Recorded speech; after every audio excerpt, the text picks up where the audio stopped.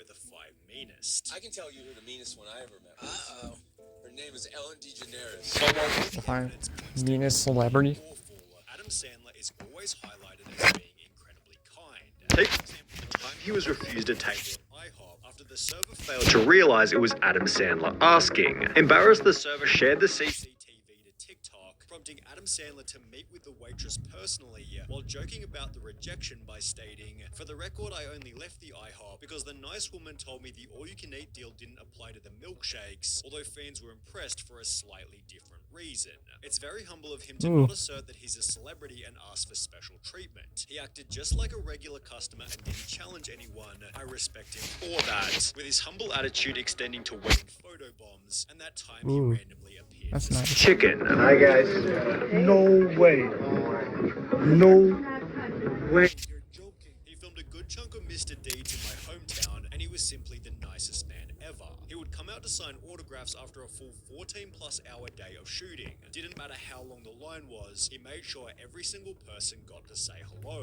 He had time for photographs and chats with everyone in town, frequented all the local coffee shops and posed with employees. He seemed to really care and know how excited we all were to have a movie happening and always had a smile, although Adam's fans are the only people to talk very highly of him. You guys love each other. Is that fair to say? For sure. Yeah. I hear each of you individually talking about the other in such fond terminology. Yeah. After Pete Davidson worked with Adam Sandler on Saturday Night Live, Pete went on to state he's just such a cool, nice guy. I can't explain how wonderful of a person he is. Just like caring and sweet and not full of crap, which is very rare to find. But while Adam Sandler's happy on-screen mood clearly extends to his personal life, Mike Myers from Austin Powers is apparently much different when the cameras aren't rolling. Twitter users exposed Mike Myers as an absolute nightmare to work with. The article referred to a tweet reading, "Mike Myers had me fired off the set of The Love Guru because I made eye contact with him and I was there as his bodyguard." The tweet had been posted by a person named Jay Brody, who then expanded on the incident in a podcast. You'll be basically guarding Mike Myers' trailer. They're like, here's the couch. You can't look at it. But I realized I can't let just anyone in the trailer. I look up. I catch his eye for a second. I give him a nod to let him know I'm cool. And then I look away, and within an hour, I get a phone call letting me know that I'm fired and I have to get off set. Prompting others to give their own anecdotes about Mike Myers' terrible attitude.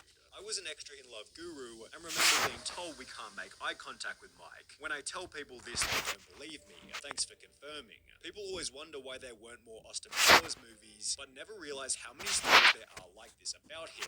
Basically, no one wants to work with the guy, with one of these other stories coming from the set of The Cat in the Hat, where Mike's co-star Amy Hill stated his area was all covered with tenting because he didn't want anybody seeing him. It was so weird, it was just the worst. I was miserable. Hill also revealed how Diva Myers selfishly kept everyone waiting for hours, overruled the director, and even had someone standing by, just holding his personal chocolates in a dish. It was just a horrible, nightmarish experience, although people have only ever said the opposite about Steve Buscemi. Buscemi worked as a New York firefighter before quitting to pursue acting, although when the Twin Towers were destroyed on September 11, Buscemi walked into his old fire department to volunteer, working 12 hours a day for a week straight in the hopes of finding survivors. He called his old firehouse, then receiving no reply, headed to the site, where he found his former engine company. I asked if I could join them, he said, adding I could tell they were a little suspicious at first, but I worked with them that day. It was a privilege to be able to do it. It was great to connect with the firehouse I used to work with, and with some of the Reconnect with old friends, family, This was in 2001 after he was people you love, famous from movies such as Fargo, people that you like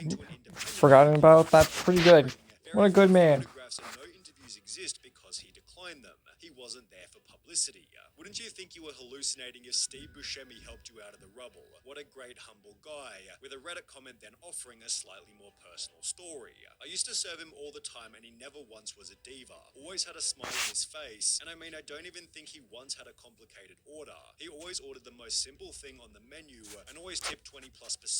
Not to mention Buscemi gets extra credit for being close friends with Adam Sandler. However, it seems Jerry Seinfeld was left out of the party, given every clip of him I've seen outside of his shows is just him being an unlikable douche with an ego the size of a small country. This incident began with a Larry King interview from 2007.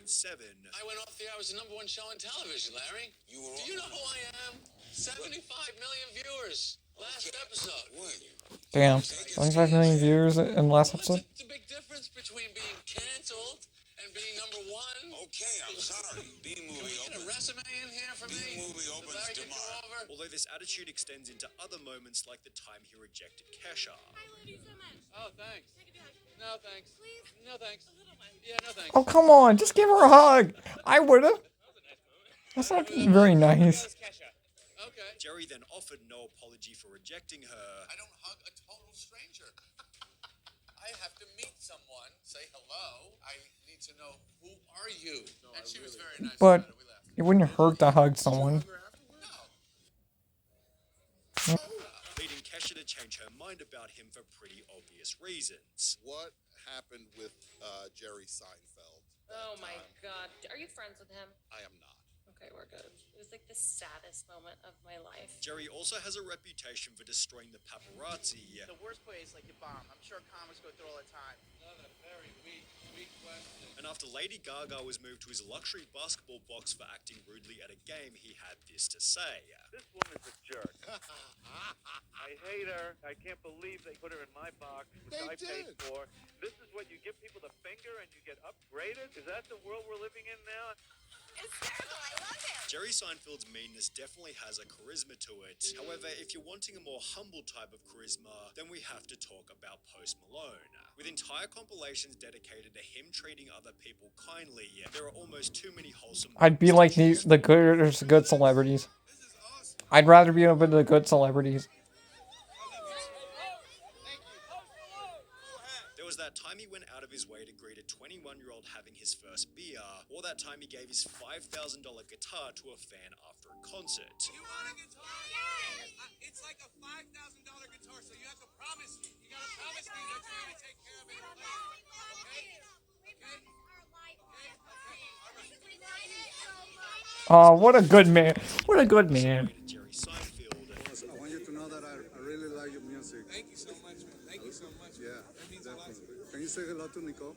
Well, hi, Nicole. Love you guys. And when this fan somehow made it past security, Post Malone hugs the guy and treats him respectfully before he's taken off the stage. In a different instance, Post Malone let a fan come on stage to play the guitar part in Stay, and it's therefore no surprise that fans have told anecdotal stories such as, someone in a similar thread said Post moved into his brother's street and went and introduced himself to all his new neighbors and invited them for a barbecue. Genuinely sounds like an awesome guy.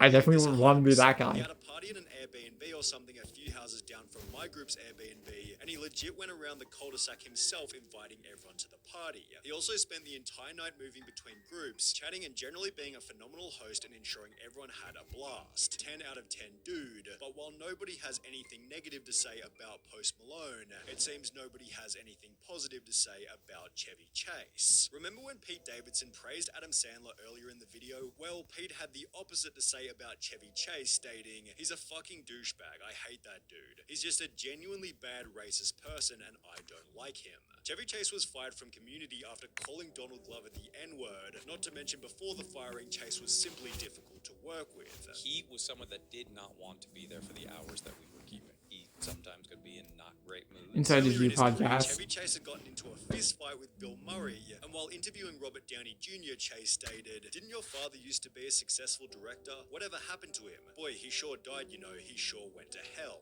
It's therefore no surprise that even Will Ferrell stated, "The worst host was Chevy Chase." Yet Chevy Chase foolishly claims that all criticism is just jealousy. Did you just say that writers writing anything negative is jealousy? Yeah, I did. What kind of jealousy? I'm funnier than them? Yeah, I guess maybe. I'm considered good looking? Yeah, there you have it. It seems Chevy Chase needs a lesson on humility, and who better to teach it than Shaquille O'Neal? Gotta humble yourself. It's all about humility. And that's why I am where I am now. I humbled myself. The big podcast? On people because That's interesting. Back in 2011, Shaq had hit rock bottom. He'd retired from basketball, divorced from his wife, and had no idea where his life was going next. I was lost. 76,000 square foot house by yourself. No kids. Go to the gym. Nobody playing in the gym. You go to their room. Nobody's there. It was during this period that Shaq's mum Lucille gave him some advice. And then the queen, Dr. Lucille O'Neal, said, "Hey man, I don't know you no more. You need to humble yourself." And when mama talks, the true man listens. After which Shaq began working on becoming a better person. It stated, "The day I killed the narcissist Shaq is the day my kids text me, hey "Hey daddy, I miss you." Bro, when I got one of those texts, man, I actually cried then. I didn't know what to say. After I got that love from them, I said, you know what, I'm not gonna be the asshole Shaq no more. Cause I was an asshole and I lost everything.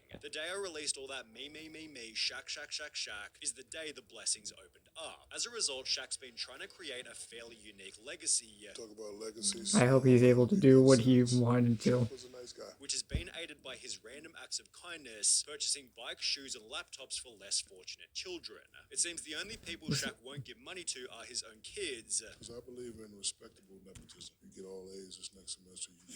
This guy, somebody give this man an award.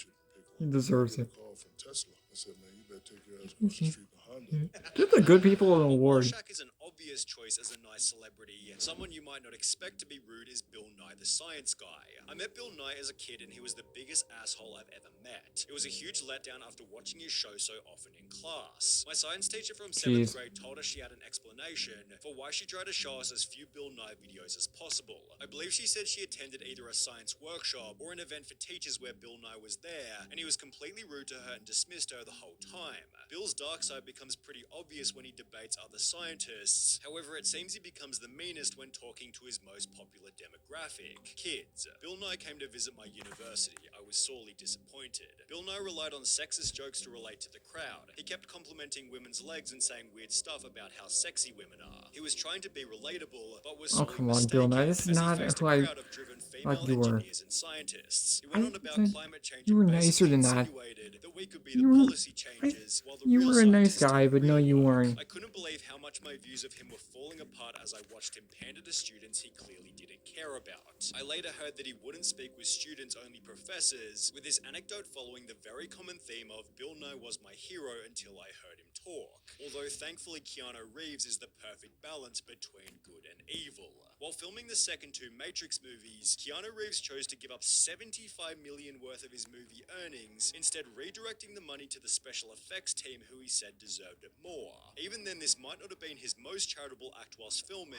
As a Reddit user stated, a family friend builds movie sets, doesn't design, is one of the poor dudes that just builds. Anyways, he worked on the set for The Matrix, and Keanu heard about family trouble he was having and gave him a $20,000 Christmas bonus to help him out, although money isn't the only thing that Keanu has given up. In 2011, he was candidly filmed giving up his seat on the New York subway, and 3 years later in 2014, he waited patiently for 20 minutes in the rain outside the wrap party of his own film Daughter of God after a mix-up because he didn't want to cause a scene. He didn't say, "Hey, I'm Keanu Reeves," or "Yo man, this is my party," once to the bouncer, and the owner of the club was horrified when he found out afterwards that the actor was standing in the rain. It's therefore no surprise that there's an extremely popular subreddit dedicated to Keanu Reeves being awesome, although if there's one person who could offset this kindness with meanness, it's definitely Ellen DeGeneres. Right now, we all need a little kindness, you know, like Ellen DeGeneres always talks about. She's also notoriously one of the meanest people alive. Respond to this with the most insane stories you've heard about Ellen being mean, and I'll match everyone with $2 to LA Food Bank. This was the tweet that started her downfall, as nobody could have expected how bad the responses would be. When I was 15, the Ellen Show was doing a contest of fans making a bust of her and sending it to her. I worked so hard on this and even wrote her a letter. Weeks later, she used it as a prop in a game and gave it away to a random person with $500 attached to the bottom. Working for her, I was instructed that I can't look her in the eye and never ever say hi to her first. But don't worry, she definitely won't be saying hi to you in the first place. She creates the most toxic environment for her staff. I worked at Real Food Daily, served her for a brunch. She wrote a letter to the owner and complained about my chipped nail polish. Not that it was on her plate, but just that it was on my hand. I'd worked till closing the night before, and this was the next morning, almost got me fired. Chris Pontius stated on Steve-O's podcast that he wasn't surprised to hear these anecdotes. It's crazy that all this stuff's come out, like, about Ellen being mean. Because when I met her, I thought she was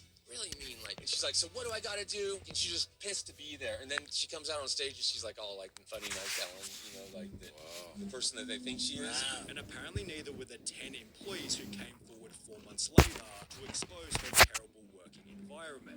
Toxic, phony, hypocrite, liar. That's what she is. We were told from the very beginning, don't talk to Ellen, don't do this, you can't go into her office. It was very nerve-wracking, very stressful. We all walked on eggshells all the time. As a result, Ellen took a 14-week hiatus, returning with a pretty pretty standard apology. Sometimes I get sad. I get mad. I get anxious. I get frustrated. I get impatient. And I am working on all of that. However, this failed to ensure a returning audience, as in May 2022, Ellen's show was cancelled completely.